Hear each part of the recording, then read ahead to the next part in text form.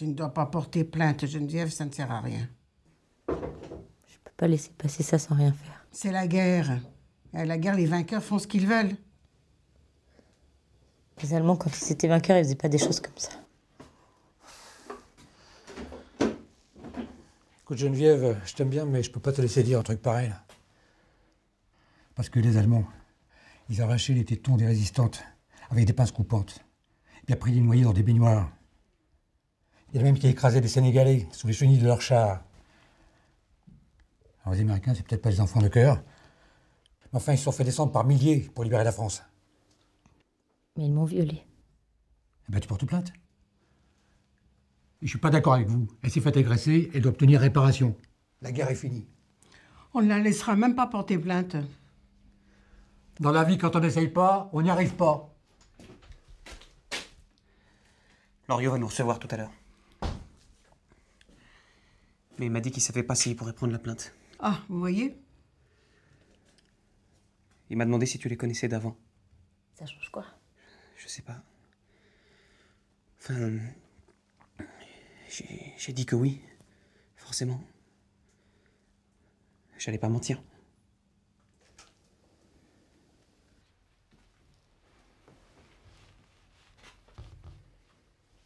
T'as raison, mamie. Faut peut-être pas que je porte plainte. Mais bordel, il se prend pour qui, Loriot, là? Il va nous donner des leçons de civisme, lui? Geneviève, tu es la femme d'un héros. Et on s'en fout de savoir avec qui tu baignais en 43. Alors vous lâchez pas l'affaire, vous allez au commissariat et puis c'est tout.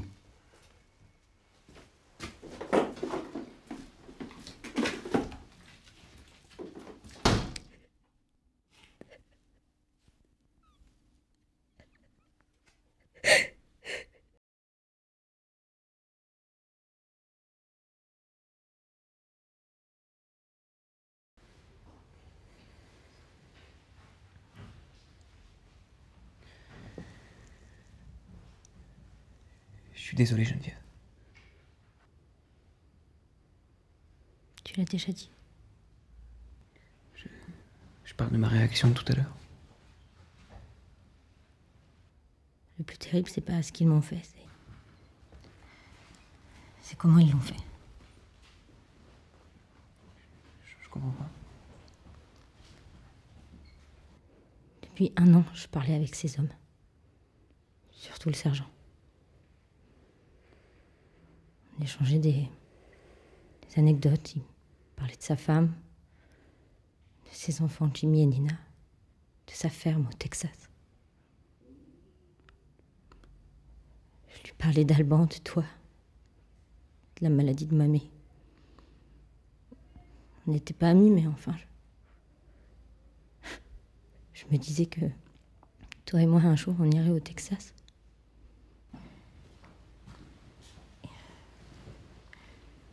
Et puis tout à l'heure,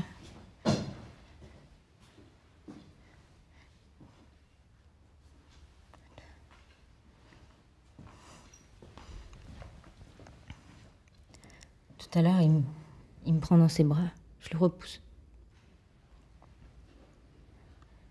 Il m'attrape par la taille, je me couche sur la table, je me cogne la tête. Ça me fait mal.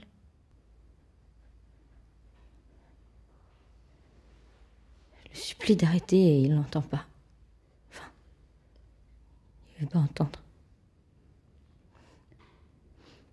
Il appelle les 2 autres, un seul vient et m'agrippe le cou par derrière pour m'empêcher de me relever. Il rit, le sergent aussi, pendant qu'ils arrachent ma culotte. Avec son genou, il me force à écarter les jambes. Et là, il me fait mal, très mal. Il n'y a plus de fermiers du Texas, plus de Jimmy, de Nina. Il n'y a plus d'armée, il n'y a plus rien. Juste une bête qui viole une autre bête. D'ailleurs, non, je suis sûre qu'il ferait même pas ça à ces bêtes au Texas.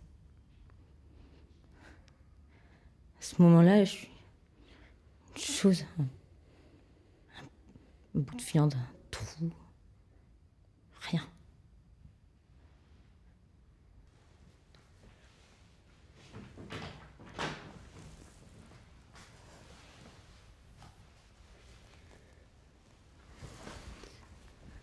Ça va aller.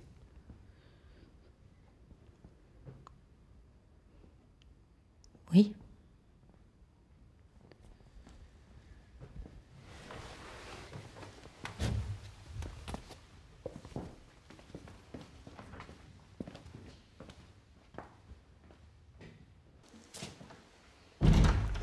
Asseyez-vous.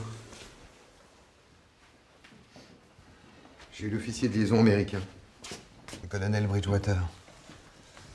Et je vous cache pas qu'avec le meurtre d'un de leurs gars, ils ont un peu autre chose à faire que de s'occuper d'une soirée qui a plus ou moins mal tourné. C'était un viol. Vous êtes sûr de vous? Oui, elle est sûre d'elle. Non mais attends, je préférerais que ce soit elle qui réponde, hein, parce que c'est elle qui va être mise sur le grill, pas toi. Sur le grill? Mais enfin, elle est victime, bordel. Ça, c'est ce que l'enquête sera chargée d'établir, si elle a lieu. On dirait que vous me croyez pas alors que je vous ai même pas raconté ce qui s'est passé. Selon le colonel Bridgewater, 2 des soldats américains admettent avoir eu des relations charnelles avec vous. Et ils disent que vous étiez consentante. Sur la table de la salle à manger avec ma grand-mère malade à côté et mon fiancé qui allait rentrer. Vous avez des traces de coups? Des blessures? Non. Ils étaient 2 et beaucoup plus forts que moi et ils me tenaient. Vous tenez où? À la gorge et au poignet. Permettez?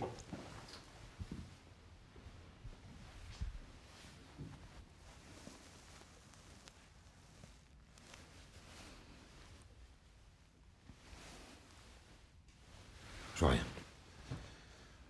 Sans trace de coup, c'est parole contre parole. Une jeune femme au passé, disons, pas limpide. C'est toi qui dis ça? Contre celle d'un sous-officier de l'armée américaine. Je veux porter plainte. Je cru comprendre que vous les connaissiez depuis longtemps. Il se ravitaillait à la ferme depuis 1 an. Et vous les avez comme invités à rentrer chez vous le jour de l'incident, non? Évidemment. Croyez-moi, vous perdez votre temps à porter plainte. Vous risquez même d'être poursuivi pour diffamation. Ou pire. Loriot, on porte plainte. Et moi, je suis pas censé prendre les plaintes que j'estime fantaisistes ou sans chance d'aboutir, hein? Fantaisiste? Tu te rappelles que t'as essayé d'aider Marchetti à s'enfuir, ami Loriot?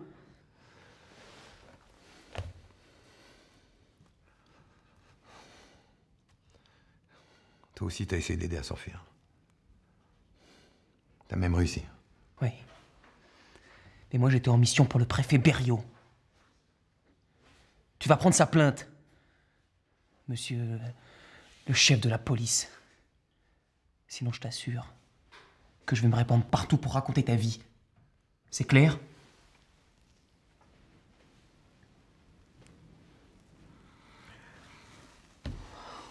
Si vous voulez perdre votre temps,